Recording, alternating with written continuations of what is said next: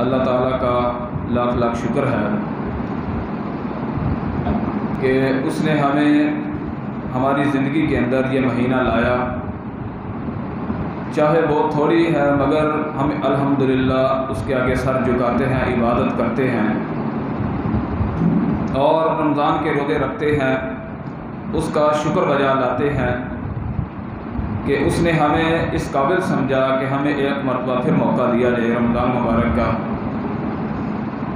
تو جو بھائی اس موقع کا فائدہ اٹھاتے ہیں وہ مبارکباد ہیں، جو اس موقع کا فائدہ ابھی تک نہیں اٹھا سکے وہ یقینی طور پر محروم ہیں اس برکت سے، انہیں فائدہ اٹھانا چاہیے۔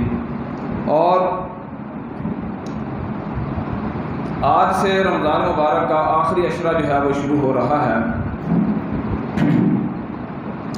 کیونکہ آخری عشرے کے اندر وہ ایک رات آتی ہے جو 1000 مہینوں کی عبادت سے بہتر رات ہے، اور اس لیے اس رات کے اندر اس رات کے بارے میں ہمیں کوئی معلوم نہیں کہ وہ نہ جانے کون سی ہوگی۔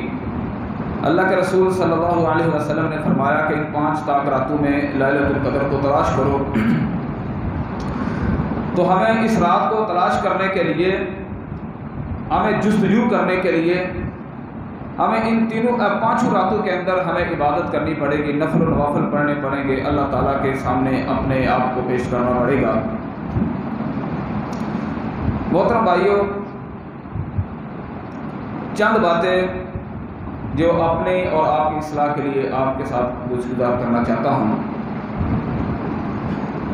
ایک صحابی رسول صلی اللہ علیہ وسلم اللہ کے رسول صلی اللہ علیہ وسلم کے پاس آیا اور آ کر آپ صلی اللہ علیہ وسلم سے کہنے لگا، اللہ کے رسول جی، وہ دیہاتی تھا، گاؤں کا رہنے والا تھا، بدو تھا۔ اللہ کے رسول صلی اللہ علیہ وسلم کے پاس آیا، آ کر کہنے لگا، اللہ کے رسول جی مجھے اسلام کی جو بھلائی ہے وہ سکھلائیں، اسلام کی بھلائی میں سیکھنا چاہتا ہوں۔ یہ بڑی پیاری حدیث ہے، یقینی طور پر یہ حدیث میرے اور آپ کے بڑے فائدے کے لیے حدیث ہے۔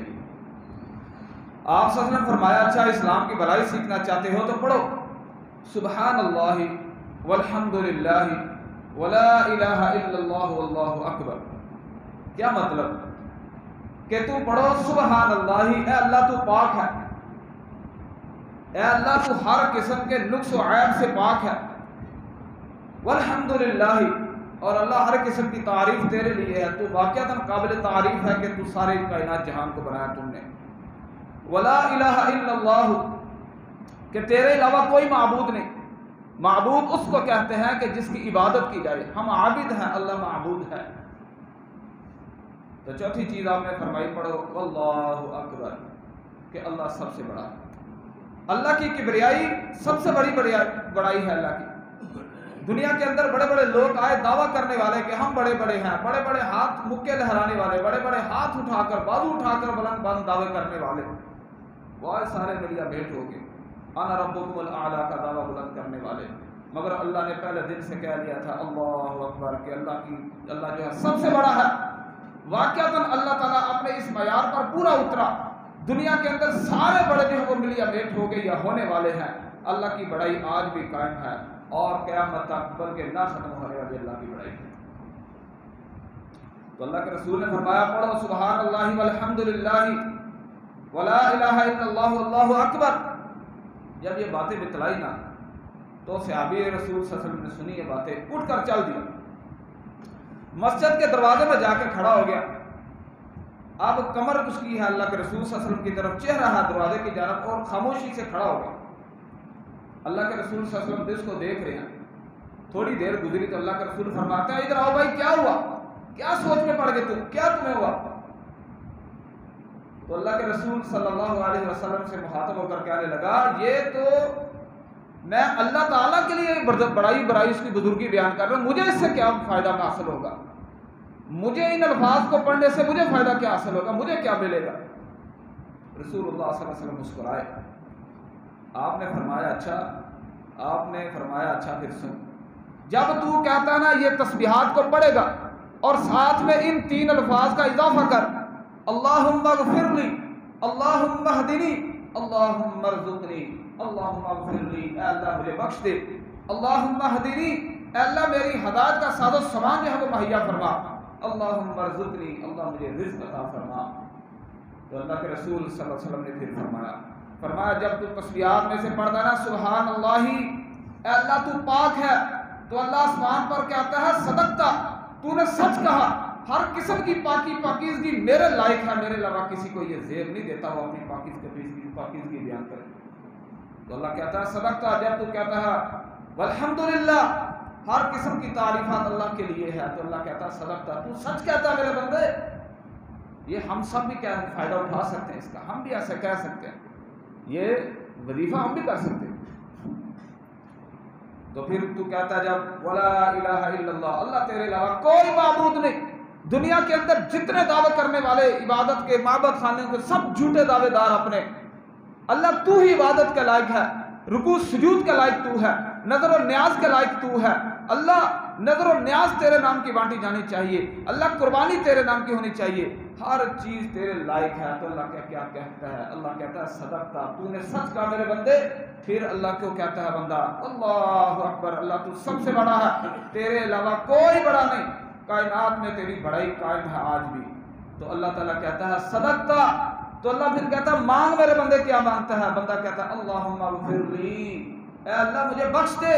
تو اللہ فرماتا ہے جا تجھے بخش دیا۔ دیکھ اللہ کی عظمت بڑائی بیان کی، اللہ نے کہا جا میرا بندہ تجھے میں نے بخش دیا۔ تو پھر بندہ کہتا ہے اللہم اہدنی، اللہ مجھے ہدایت عطا فرما۔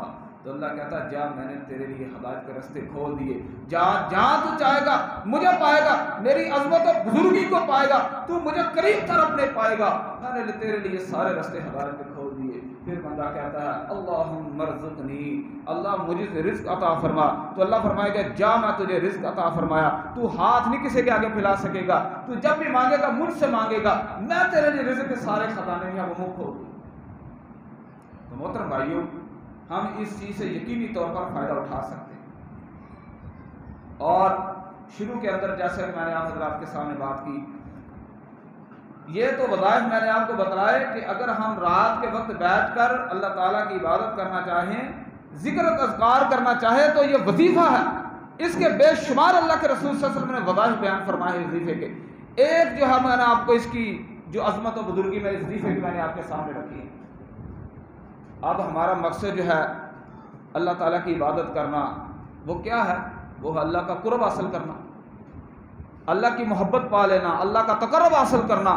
ہمارا یہی مقصد ہے نا۔ اعتکاف اگر کوئی بندہ بیٹھتا ہے اعتکاف کی راتوں میں، اللہ کی جو ہے وہ محبت حاصل کرتا ہے، قرب حاصل کرتا ہے۔ اللہ کے رسول صلی اللہ علیہ وسلم نے فرمایا میرے صحابہ، رب العالمین نے فرمایا کہ جو میرے دوست کے ساتھ دشمنی کرتا ہے میں اس کے ساتھ اعلان جنگ کرتا ہوں۔ یہ کون کہہ رہا ہے؟ اللہ رب العالمین کی ذات فرماتی ہے۔ عبادت کرنے والا، نفل و نوافل میں اور فرائض کے اندر ادائیگی کرنے والا، ہمیشگی کا رکھنے والا، اس کی عظمت اور فضیلت کتنی ہے اس حدیث سے آپ اندازہ لگائیے۔ اللہ کے رسول صلی اللہ علیہ وسلم نے فرمایا کہ اللہ فرماتے ہیں کہ جو میرے دوست کے ساتھ، اللہ کے دوست کون ہیں؟ جو ننگ دڑنگ بازاروں کے اندر پھرتے ہیں وہ دوست ہیں اللہ کے؟ نہیں، اللہ کے دوست وہ ہیں جو احکام شرع کے پابند ہیں۔ اللہ کے دوست وہ ہیں جو رسول اللہ صلی اللہ علیہ وسلم کی محبت میں اپنے آپ کو ڈالے ہوئے ہیں۔ اللہ کے دوست وہ ہیں جو اللہ اس کے رسول کی محبت میں کوئی لفظ اپنے منہ سے شرکیہ نہیں ادا کرتے، ان کے اعمال میں کوئی بدعات شامل نہیں ہوتی۔ اللہ کے دوست وہ ہیں کہ جو لوگوں کو تنگ نہیں کرتے، لوگوں کا حق نہیں مانتے۔ اللہ کے رسول نے فرمایا جو میرے دوست کے ساتھ دشمنی کرتا ہے نا، میں اس کے ساتھ خلاف اعلان جنگ کرتا ہوں اس کے خلاف۔ اور پھر اللہ تعالیٰ نے کیا فرمایا؟ فرماتے ہیں کہ میرا بندہ میرا تقرب اس چیز سے حاصل زیادہ میرا تقرب حاصل کر سکتا ہے۔ اللہ کے رسول کس کے ساتھ؟ فرمایا فرائض کی ادائیگی کے ساتھ۔ جو فرض نمازیں ہیں، دوسرے فرائض ہیں، ان کی ادائیگی کے ساتھ اللہ تعالیٰ کا قرب بندہ حاصل کر سکتا ہے۔ ہم نے تو صرف نماز کی ادائیگی ہی فرض سمجھی ہے نا، اس کے علاوہ ہمیں پتہ ہی نہیں ہم نے کیا کرنا ہے کیا نہیں کرنا۔ ہم نے دنیا کے لیے ہر وقت اپنا ٹائم رکھا ہے، دین کے لیے ہم نے ٹائم بہت تھوڑا رکھا ہوا ہے، یا صرف رمضان کا مہینہ وہ عبادت کے لیے ہم نے چنا ہوا ہے، وہ بھی بہت تھوڑا سی عبادت۔ تو رسول اللہ نے فرمایا جو بندہ فرائض کی ادائیگی ہمیشگی اس میں لاتا ہے، اللہ اس کو اپنا تقرب اللہ کا تقرب وہ حاصل کرتا ہے، قرب اللہ کا حاصل کرتا ہے وہ بندہ۔ اور جو بندہ ساتھ میں نفل و نوافل پڑھتا ہے، اور وہ نفل و نوافل کون سے ہے؟ فرض نمازوں سے پہلے اور بعد کے جو نفل ہیں ان کے اندر ہمیشگی کرتا ہے، اور قیام اللیل کرتا ہے، اشراق اور چاشت کی نماز وہ پڑھتا ہے۔ اللہ کے رسول صلی اللہ علیہ وسلم نے فرمایا کہ ایسا بندہ نوافل کے اندر کثرت کرنے والا وہ اللہ تعالیٰ کی دوستی پا لیتا ہے، اللہ کی محبت کو پا لیتا ہے۔ اور پھر اللہ تعالیٰ کیا فرماتے ہیں کہ میں جس بندے کے ساتھ محبت کرنے لگ پڑتا ہوں نا، میں اس بندے کا وہ کان بن جاتا ہوں جس کے ساتھ وہ سنتا ہے۔ رب العالمین کی ذات فرما رہی ہے، میں اس بندے کی وہ آنکھ بن جاتا ہوں جس کے ساتھ وہ دیکھتا ہے، میں اس بندے کا ہاتھ بن جاتا ہوں جس کے ساتھ وہ کھاتا پیتا ہے، ہاتھ کو کام میں استعمال میں لاتا ہے، میں اس بندے کا وہ پاؤں بن جاتا ہوں جس کے ساتھ وہ چلتا ہے۔ یعنی اللہ فرماتے ہیں کہ میں نے اپنے بندے کے تمام سارے جسم کو اپنی اطاعت و فرما برداری میں لگا دیتا ہوں۔ وہ نہ چوری کے قریب جاتا ہے، نہ زناکاری کے قریب جاتا ہے، نہ ڈاکہ زنی کے قریب جاتا ہے، نہ شرک کے اڈو کی جانب بھاگتا ہے، نہ بدعات کی رسومات کو ادا کرتا ہے، نہ لوگوں کا حق کھاتا ہے، نہ جھوٹ بولتا ہے، نہ دغا بازی کرتا ہے، نہ فراڈ کرتا ہے۔ ہر وقت اس کے زبان پر میرا ذکر رہتا ہے، وہ مسجد میں ہو تو سجدے کی حالت میں رہتا ہے، لوگوں کے سامنے ہو تو خندہ پیشانی سے ملتے ہوئے زبان کا بھی اعلیٰ اخلاق و کردار کا بھی اعلیٰ اخلاق کا مالک بن جاتا ہے۔ فرماتا ہے یہ بندہ اللہ کا تقرب حاصل کر لیتا ہے، اور اتنا اللہ کا قرب حاصل کر لیتا ہے کہ آخرکار اللہ تعالیٰ اس بندے کے ساتھ محبت کرنے لگ پڑتا ہے۔ شاید میں پہلے بھی یہ حدیث آپ کو سنا چکا ہوں، چھوٹی سی حدیث آپ کو مختصر سناتا ہوں، ٹائم تو میرا ختم ہو گیا۔ اللہ کے رسول صلی اللہ علیہ وسلم نے فرمایا کہ جس کے ساتھ اللہ رب العالمین کی ذات محبت کرنے لگ پڑتی ہے، اللہ کے رب العالمین کی ذات جو ہے وہ آسمانوں پر اس کا تذکرہ کرتے ہیں۔ کیا فرماتے ہیں کہ میرے جبریل، میں اپنے فلاں بندے کے ساتھ محبت کرنے لگ پڑا ہوں، تو بھی اس کے ساتھ محبت کر۔ جبریل امین فرماتے ہیں ٹھیک ہے اللہ، میں بھی اس کے ساتھ محبت کرتا ہوں۔ اور حضرت جبریل جو ہے وہ اپنے ملائکہ، اپنے جو ان کے متحد فرشتے ہیں ان کو کہتے ہیں کہ رب العالمین کی ذات اس کے ساتھ محبت کرتی ہے، میں تمہارا سردار جبریل اس کے ساتھ محبت کرتا ہوں، تم بھی اس کے ساتھ محبت کرو۔ زمین میں چلنے پھرنے والے انسان کے ساتھ وہ فرشتے کہتے ہیں ہم بھی اس کے ساتھ محبت کرتے ہیں۔ اور رسول اللہ صلی اللہ علیہ وسلم کیا فرماتے ہیں کہ زمین میں چلنے والے لوگوں کے دلوں کے اندر رب العالمین کی ذات اس بندے کی جو محبت لوگوں کے دلوں میں ڈال دیتا ہے، لوگ اس کے ساتھ محبت کرنے لگ پڑتے ہیں۔ یہ اللہ والا بندہ، اللہ کا قرب حاصل کرنے والا، محبت کرنے والا بندہ جو ہے، اور سارے لوگوں کی ہمدردیاں، سارے لوگوں کی شفقتیں، محبتیں اس بندے کے لیے خاص ہو کر رہے۔ کیا خیال ہے؟ یہ کوئی کسی ایک بندے فرد کے لیے حدیث ہے، یہ مولوی صاحب کے لیے خاص ہے، یا مسجد کے صدر کے لیے خاص ہے جو مسجد کا کام چلاتا ہو؟ یقینی طور پر محترم بھائیو، میرے اور آپ جیسا خاص بلکہ نہیں، عام آدمی بھی اس سے فائدہ اٹھا سکتا ہے۔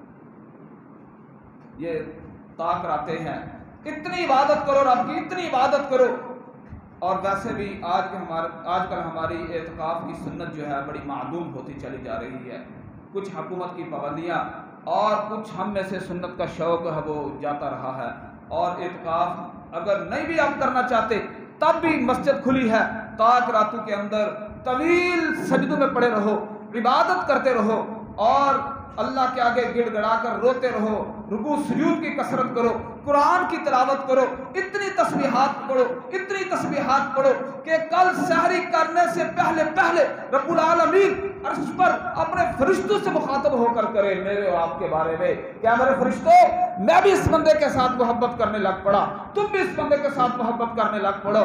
اور عید آنے سے پہلے بندے بھی ہمارے ساتھ محبت کرنے لگ پڑے۔ چند دنوں کے اندر ہر بندے کو یہ لگے کہ فلاں بندہ میرے ساتھ بڑی محبت کرتا ہے۔ جب یہ ہمارا تاثر، ہمارا ماحول یہ بن جائے گا نا، تب ہم سمجھیں گے کہ ہماری عبادت جو ہے وہ قبول ہو۔ تو جے گھر والے بھی تنگ ہون، محلے والے بھی تنگ ہون، مسجد والے بھی تنگ ہون، ٹھیک ہے، پھر محترم بھائیو پھر اپنی اصلاح ہمیں کرنی پڑے گی۔ اللہ تعالیٰ سے دعا ہے کہ اللہ ہمیں، مجھے اور آپ کو عمل کرنے کی توفیق عطا فرمائے۔ محمد رسول اللہ صلی اللہ علیہ وسلم کی محبت میں ہم جھوٹے دعوے دار نہ بنے، اصل اور پکی محبت اللہ ہمیں ان کے ساتھ جو ہے وہ نصیب فرمائے۔ ہم کھوکھلے دعوے نعرے لگانے والے نہ بنے عاشق رسول کے، ہم صحیح معنوں میں عاشق رسول بنے۔ وآخر دعوانا الحمدللہ۔